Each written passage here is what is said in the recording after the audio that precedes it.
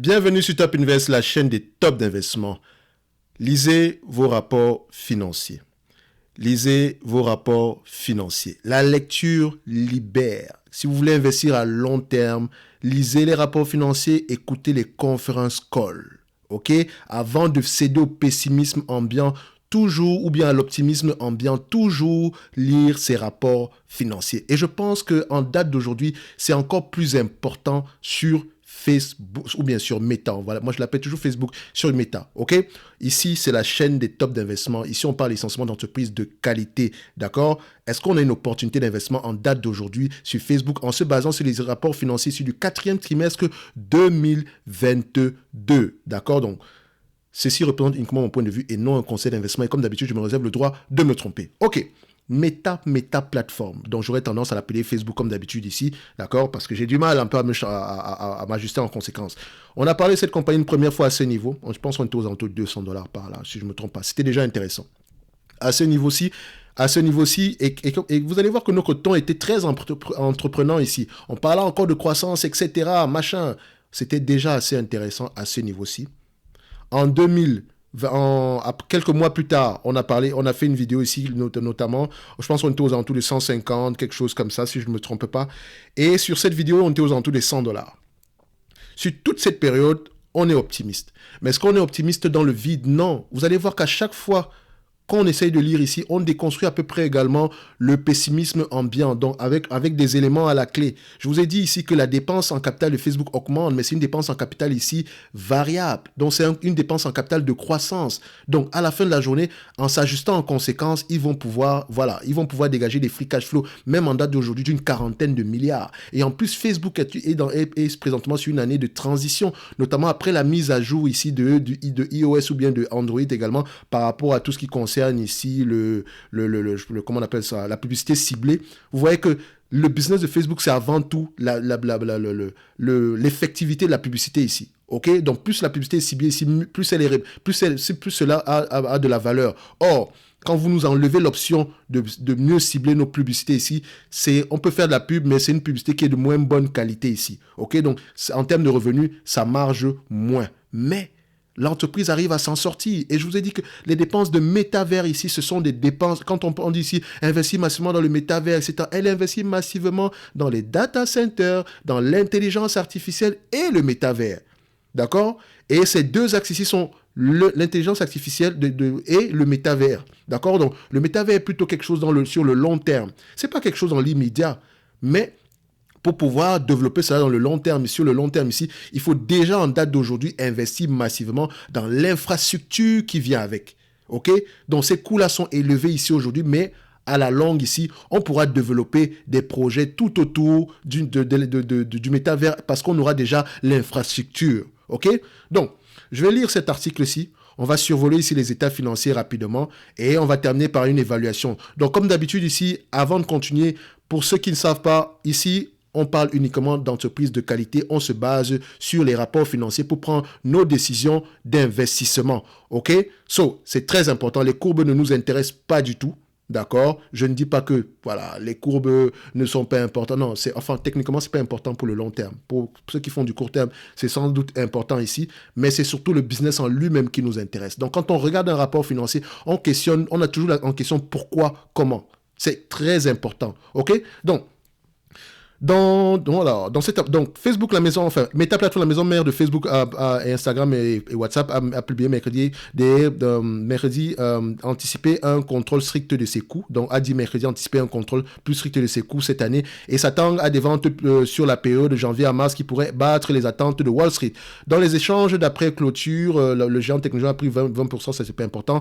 Meta a réduit de $5 milliards sa prévision de coûts pour l'année 2023 et revu à la hausse un programme d'achat d'actions de 40 milliards ici. Donc, le groupe a indiqué qu'il anticipait un premier trimestre entre 26 et 28 milliards, donc plus élevé que le 27 milliards qui est prévu par les analystes. Donc, il s'agit d'un soulagement pour Meta qui a vécu une année 2022 brutale entre la diminution du budget publicitaire d'entreprises qui inquiète la situation financière. Donc, les budgets publicitaires ont diminué. C'est quelque chose qui pourrait continuer en 2023. OK? La concurrence accrue de TikTok chez les jeunes et donc, techniquement, la concurrence accrue de TikTok chez les jeunes, c'est du 50-50, c'est discutable. Les éléments ici prouvent qu'il y a assez de jeunes sur Facebook et Instagram ici aujourd'hui. OK? les nouvelles mesures de protection des données d'utilisateurs mises en place par Apple. Donc ça, par contre, ça a touché énormément l'entreprise en fin 2021, début 2022 ici. Mais vous avez vu qu'elle a réussi à maintenir ses revenus. Mais elle a réussi à maintenir ses revenus. OK? Et ce qui a compliqué le déploiement ici, c'est la publicité ciblée. Vous allez voir ici que le nombre d'impressions quand même a augmenté, mais le revenu par impression a diminué. OK? Ça veut dire que la publicité qu'on dit ici est peut-être de moins bonne qualité. Quand je dis qualité, c'est au niveau de la cible. Mais ça reste que les annonceurs, Facebook reste ici une plateforme incontournable pour la publicité. Donc, sur la période d'octobre à décembre, Meta a toutefois vu son bénéfice net reculer de 4,65 milliards de dollars, soit 1,76 $ par action contre 10,29 milliards un an plus tôt. Donc, c'est dû en grande partie à 4,2 milliards de dollars ici de coûts liés, notamment à un plan de licenciement. Donc, techniquement, si on ajuste ici par rapport au plan de licenciement, elle a à peu près 3 $ par action en date d'aujourd'hui au 4e trimestre. OK? Donc, il faut vraiment aller vérifier ça ici. Donc, quand vous allez lire les rapports financiers de Meta, il y a 3 éléments que il faut lire les rapports financiers, écouter le conference call. Les deux viennent ensemble. Donc, au niveau des rapports financiers, vous allez voir le earning release, vous allez voir les slides et vous allez voir le prepared remark. Je préfère cette partie-ci parce que ici, je peux avoir à peu près un avis de ce que le management pense de tous ces chiffres qui sont énoncés ici, parce que c'est ce qui m'intéresse à la fin de la journée. OK? Donc, au niveau des tableaux en eux-mêmes ici, vous voyez que le revenu ici est à peu près stable. On a une diminution ici de 1% par rapport à la période précédente. OK. Donc, vous comprenez, vous constatez également ici que le coût du revenu ici a augmenté dans ce qui vient ici, généralement, avant la marge brute ici. OK.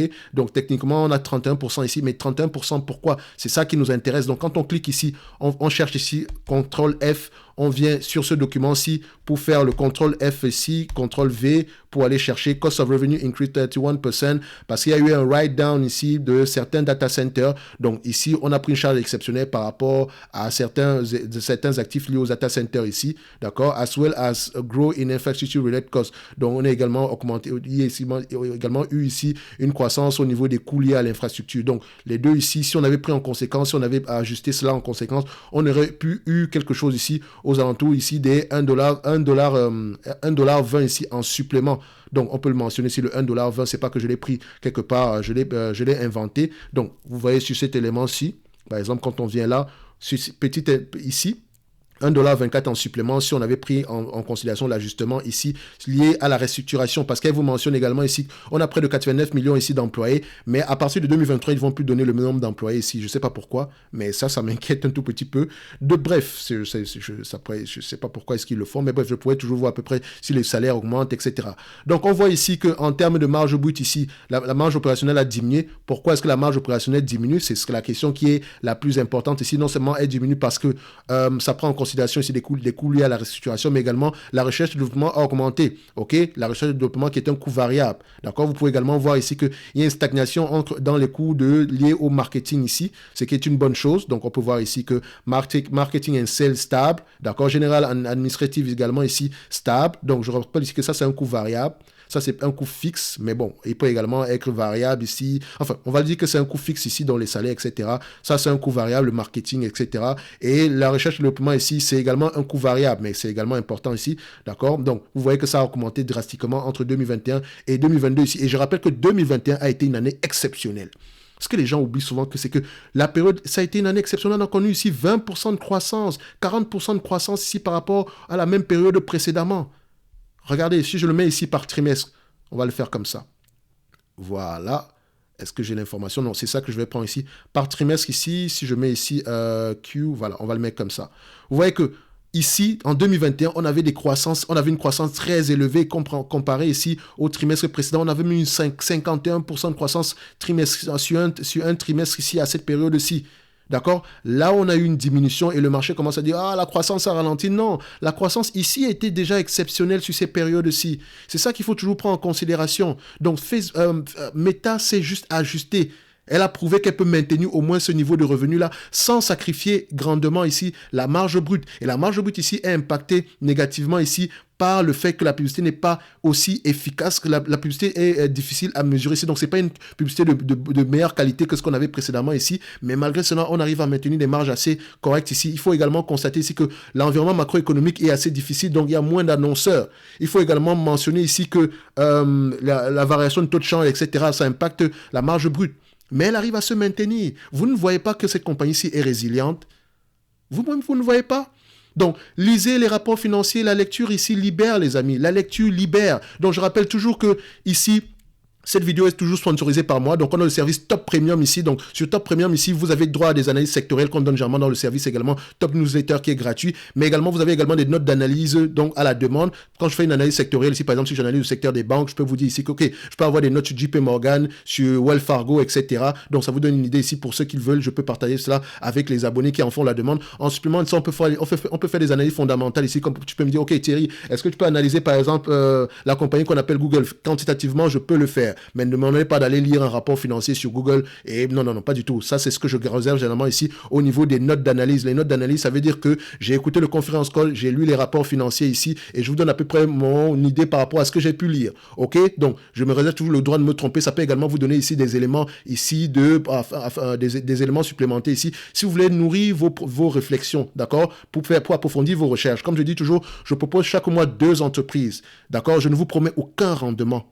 Ça, je vous le dis déjà, je ne vous promets aucun rendement. Donc, je propose 2 entreprises qualitatives. Je vous dis à peu près ce qui s'est passé, pourquoi est-ce qu'elle est intéressante. Et on fait le suivi. Donc, chaque année, on aura au moins un suivi par rapport à ces entreprises-là, jusqu'à ce que la thèse d'investissement ne tienne plus la route.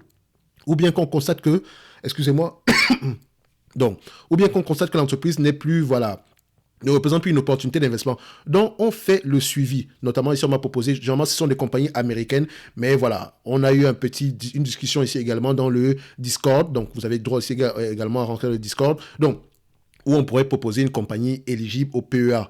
Au moins, voilà, quelques compagnies éligibles au PEA. Je ne vous promets pas qu'il y aura des masses techniquement, mais en majorité, on aura des entreprises nord-américaines, tout simplement parce que ce sont des entreprises qui m'intéressent par rapport à mon biais géographique ici.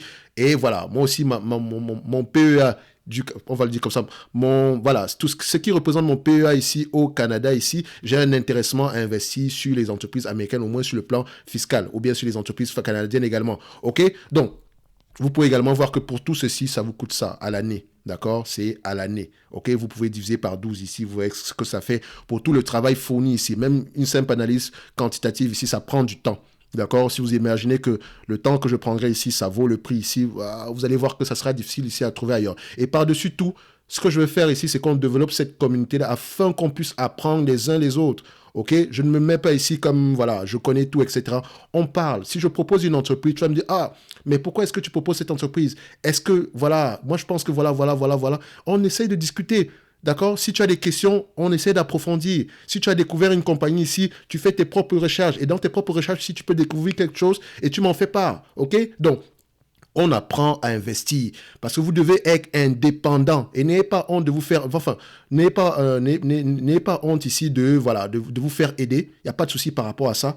Mais à la fin de la journée, il faut être indépendant parce que si on parle de Facebook, je parle de ça ici aujourd'hui parce que quand on parlait de Facebook ici, il y a beaucoup qui étaient pessimistes, mais étaient pessimistes parce que l'environnement ici était pessimiste, les médias étaient pessimistes, etc. On parlait plus de métavers. Et je vous ai dit, depuis la première vidéo, j'ai même utilisé des termes qu'il ne faudrait même pas utiliser normalement ici. Je vous ai dit que pour le métavers, je m'en fous royalement du métavers. Ce n'est pas pour ça que Facebook m'intéresse. Loin de là. Le métavers, bon, ça pourrait marcher ou pas, mais c'est pas ça qui m'intéresse. L'entreprise est déjà sous-évaluée en date d'aujourd'hui.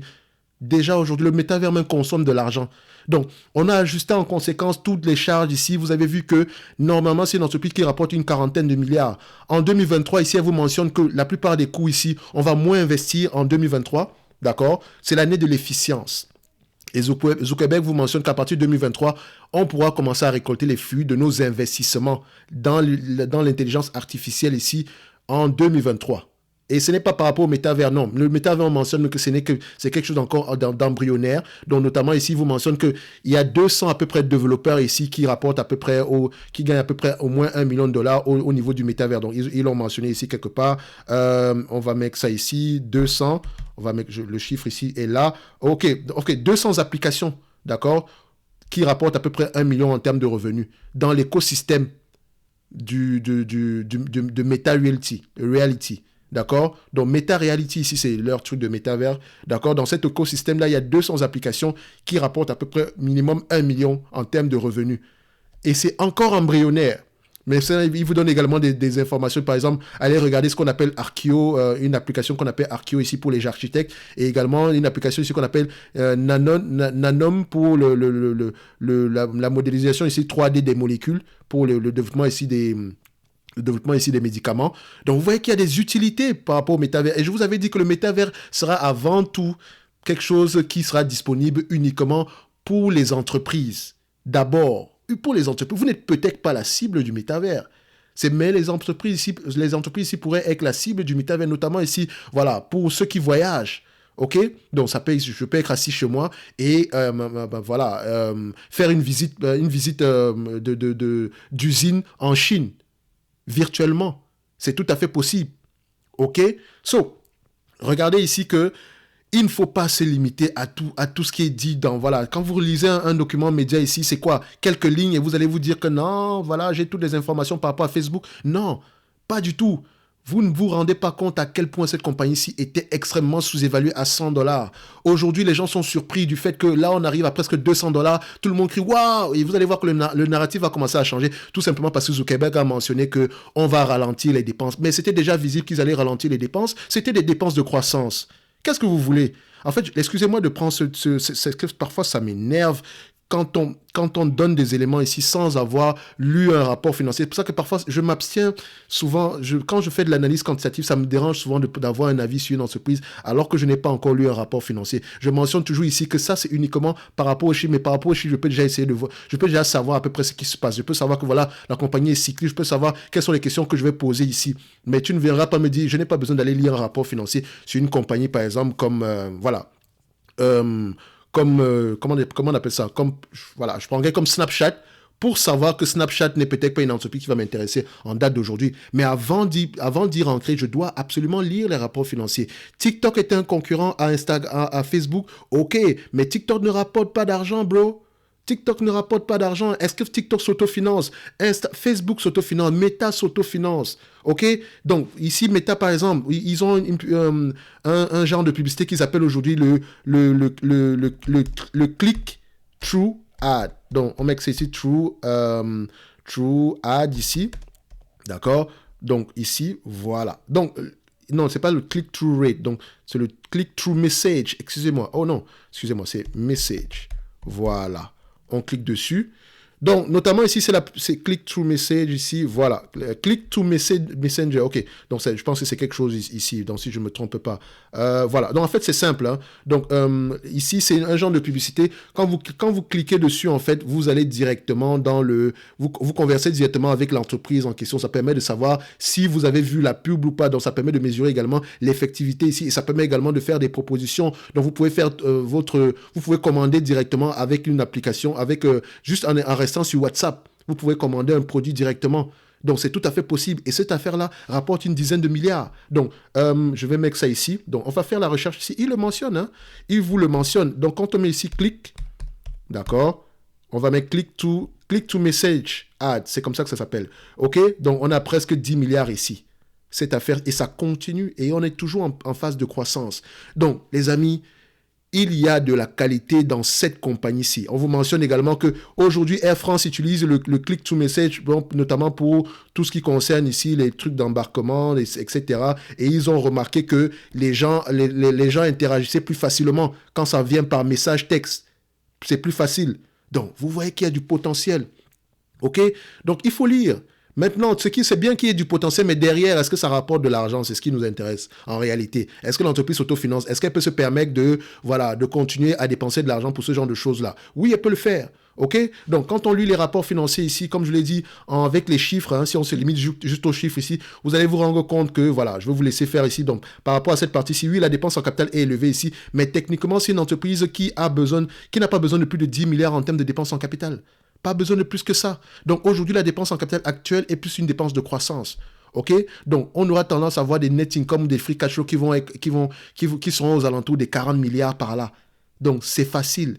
D'accord? Parce que ici, c'est impacté par quoi? Les restructurations, d'accord? C'est impacté également par l'augmentation ici du coût lié à la recherche et développement. Or, la recherche et développement aura tendance à être réduite ici avec le temps, une fois qu'on aura investi massivement, on aura investi massivement dans les projets en cours.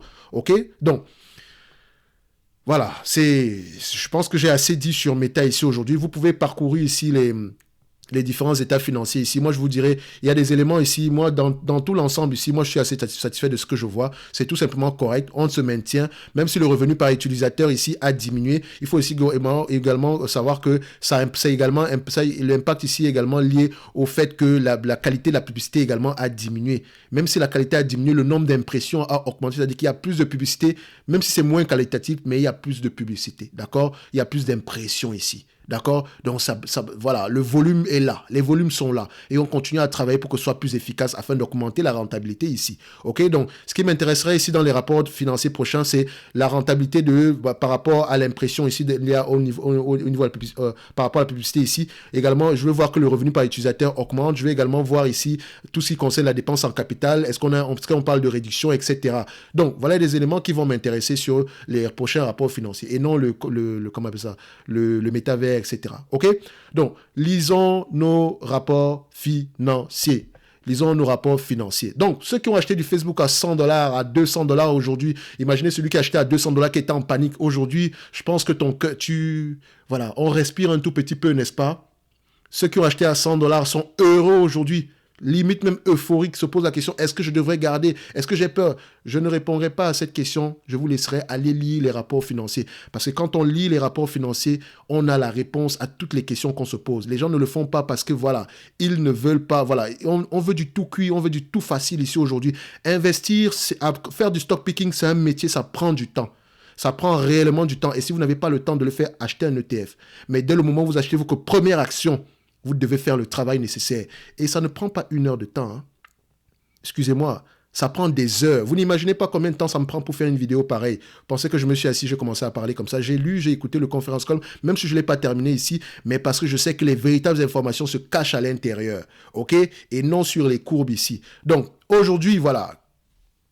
La plupart des gens qui ont acheté à $100, comme je disais tantôt, sont heureux, contents, et le narratif sur Facebook va commencer à changer tout simplement parce qu'on a mentionné qu'on va réduire les coûts. Techniquement, comme je l'ai dit précédemment, c'était déjà visible. Maintenant, à quoi s'attend au premier trimestre? Facebook vous dit ici qu'on s'attend à un trimestre assez correct, même si on sera impacté ici par le pessimisme ambiant au niveau de la macroéconomie. Attention, c'est dans un environnement normal. Donc, moi ici, en date aujourd'hui, le prix actuel est toujours intéressant.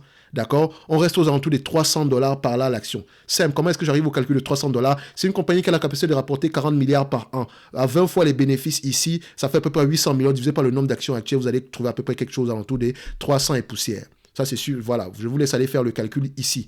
OK? Donc, un like, un abonnement, ça fait toujours plaisir, les amis. Ce genre de travail, ça demande du temps et du temps. Oui, vous prenez le temps pour regarder, mais moi également, je prends le temps pour faire ce genre de vidéos. C'est pas des vidéos assez léchées où on va faire des blagues, etc. On va vous mettre comment on appelle ça? Un bon montage. Mais voilà, c'est brut. Mais c'est parce qu'on est là pour rechercher la véritable information. Parce qu'à la fin de la journée, vous, les investisseurs, vous cherchez quoi? Vous cherchez la bonne information, c'est tout. Et c'est ce qu'on essaye de faire ici, matin, midi et soir. On peut également se tromper, mais on se base essentiellement sur la lecture des rapports financiers. Et je pense que vous voyez ici que ça continue à payer. D'accord? Sur Intel, ça paye. On n'est pas en fait, quand je dis ça paye, on n'est pas surpris de ce qui arrive présentement parce qu'on le sait déjà depuis. D'accord? Comme je l'ai dit souvent ici, ce YouTube-ci me sert également de journal. OK? Quand je regarde ma première vidéo concernant Meta ici, je suis très optimiste. Même si je sais également qu'il y a, par exemple, ici, on aura également des difficultés liées ici à la modification de tout ce qui concerne iOS. Mais je suis optimiste. Je reste optimiste. OK? Ici, on est optimiste. Là, on est optimiste. OK? Donc, on n'est pas fou du tout. Tout est dans les rapports financiers. Concentrez-vous sur la qualité de l'entreprise, pas sur les articles de journaux ou bien sur les courbes. Parce que si on se limite juste aux courbes ici, on va attendre pendant longtemps. Il y a quelqu'un qui va attendre ici que l'entreprise casse son train, revienne. Peut-être qu'en date d'aujourd'hui, que lui va commencer à s'intéresser à cette entreprise ici. Moi, personnellement, si une entreprise m'intéresse à $170, elle m'intéressera encore plus à $100. OK? Mais c'est pas juste pour m'intéresser parce que le prix a baissé. Non, non, non. Le scénario de départ doit toujours être d'actualité. Toujours. Toujours. OK? Donc, si vous avez acheté du Facebook parce que vous avez écouté cette chaîne-ci, ou bien voilà, parce que je vous ai convaincu que l'entreprise était qualitative, entre parenthèses, si j'ai eu une certaine influence dessus, etc. Un like, un abonnement, si je vous ai permis ici de pouvoir garder le cap quand tout était, voilà, quand vous étiez en doute, un like, un abonnement, ça fait toujours plaisir. Et comme je l'ai dit ici, pour soutenir la chaîne, pour aller plus loin, le service Top Premium est là, et vous-même, vous avez vu que le prix est tout simplement modique. Ce qu'on fait ici, c'est la même chose qu'on fait dans le service Top Premium. OK, donc, quand bien même je vous offre ici, j'ose continuer à offrir de la qualité ici, entre parenthèses, gratuitement. D'accord? Parce que la rémunération également est là par rapport à la publicité, etc. Mais vous pouvez voir à peu près ici que le prix de cette publicité-là pour une vidéo comme, voilà, sur Facebook présentement ici aujourd'hui, à tout casser, je ferais quoi? Un truc comme 10, $15 par là. OK? Et pour moi, ici, le plus important, c'est vous donner la meilleure information possible. Je pourrais faire du $15 ici, mais si je peux sauver $1 à quelqu'un, ça pourrait être une bonne chose. Si je peux vous orienter vers la bonne réponse, si c'est une bonne chose. Et si moi-même, je me suis trompé également ici, d'accord, vous pourrez me reprendre en commentaire, me donner vos propres arguments ici, parce qu'on est tous là pour apprendre, moi comme vous. Je ne suis pas supérieur à vous au niveau des analyses, etc. Je partage avec vous, parce que j'aimerais qu'on soit au même niveau, parce que moi-même, mon chemin est encore très long. OK? Donc, je suis toujours disponible pour tout le monde, d'accord? Même si je ne réponds pas à tous les commentaires ici, dans le Discord, je suis toujours là, et voilà. Donc, j'essaye réellement, OK? Donc, félicitations à ceux qui ont gagné, ceux qui sont dans le doute présentement parce qu'ils veulent, voilà, est-ce que je dois vendre, etc. Si tu es en panique présentement, je fais simple, hein, récupère ta somme de départ, laisse les bénéfices courir, OK? Donc, maintenant, pour ceux qui ont une vision longue, moi, personnellement, je continue à garder mes actions Facebook. D'accord? Je l'appelle toujours Facebook, mes actions méta-plateforme. Je garde tranquillement, je dors sur mes deux oreilles. Tout simplement parce que je m'occupe des informations qui comptent. Revenu par utilisateur, d'accord? Le fait qu'on a un élément qui concurrence ici TikTok. C'est ce que je regarde, les Reels sont là également. Je vois également que le nombre d'utilisateurs ne fait qu'augmenter. Le revenu par utilisateur a diminué tout simplement parce qu'on a changé la politique ici au niveau de iOS donc, par rapport à la publicité ciblée. Mais le revenu reste identique. Les bénéfices nets diminuent parce qu'on investit massivement pour pouvoir garantir des marges plus élevées dans le futur. On protège la maison et c'est exactement ce qu'un manager doit faire. Oui, les amis, juger un management ici, c'est important. Tous ceux qui ont insulté Zuckerberg, faites attention. Faites très attention. Ne sous-estimez pas cette personne. Ne le sous-estimez jamais. C'est la même chose avec Elon Musk. Ne les sous-estimez pas, les amis. Ce n'est pas facile de gérer d'abord 1 million d'euros. Imaginez des milliards. Et encore, à cet âge-là. Donc, cette personne a une vision à long terme. Et personne ne voit plus loin que lui parce qu'il a son propre argent, sa fortune est basée sur Meta. Donc, il n'est pas fou quand il commence à faire des investissements. Il n'est pas fou, d'accord? Même s'il se trompe, il pourrait se tromper également ici, mais il n'est pas fou pour mettre en danger avant tout Facebook, Meta plateforme. Il sait pertinemment que il doit prendre les décisions les plus difficiles en date d'aujourd'hui afin de pouvoir maintenir l'entreprise ici solide, les marges solides dans le futur. OK? Donc, J'arrête. J'ai trop parlé de Facebook ici aujourd'hui. Vous pouvez comprendre qu'il y a beaucoup d'émotions dans ce que je dis présentement parce qu'on revient juste à la normale. D'accord? On revient juste à la normale. Et je sais qu'on ira encore plus loin que ça. Mais attention, on continue à monitorer toujours. On ne vend pas sa maison, on ne met pas 100% de son capital sur Facebook. On se réserve toujours le droit de se tromper. OK? Mais les éléments sont là pour vous aider à avoir un avis complètement différent. La plupart des gens qui sont pessimistes sur Meta ici n'ont même peut-être pas pris la peine de regarder tous les narratifs pessimistes ici et de les comparer avec la réalité des choses. Et la réalité ici demande la lecture. Et laissez-moi vous dire qu'ils sont très peu qui lisent. Très peu. Donc, les amis, si vous voulez réussir à long terme, la lecture des rapports financiers est très importante. C'est pour ça que je vous dis toujours que quand je fais des analyses quantitatives ici, ça reste des analyses quantitatives. Et quand je les appelle fondamentales ici, je mets toujours entre parenthèses parce que je sais c'est quoi quoi une analyse fondamentale. Je sais à quoi ça ressemble, d'accord? Et ce n'est une analyse fondamentale, ce n'est pas juste regarder des chiffres. Parce que l'analyse fondamentale ici, les chiffres, ici, l'analyse quantitative, et c'est l'analyse qualitative. L'analyse quantitative présente les chiffres et l'analyse qualitative ici fait parler les chiffres. Ici, quand on regardait du méta ici, on a fait parler les chiffres à chaque fois. Je dis bien à chaque fois. J'ai trop parlé, je mérite une bière, un like, un commentaire. Et sinon, voilà, pour soutenir la chaîne, vous avez toujours le service Top Premium ici. Et c'est pas comme si vous obtenez quelque chose ici gratuitement. Je vous donne également de la valeur à ces niveaux-là. Donc, félicitations à tous ceux qui ont gagné de l'argent sur cette entreprise-ci. Mettez-moi en commentaire, voilà, si vous avez été en doute, etc. Si vous avez toujours des doutes en date d'aujourd'hui, on parle, on discute. Merci.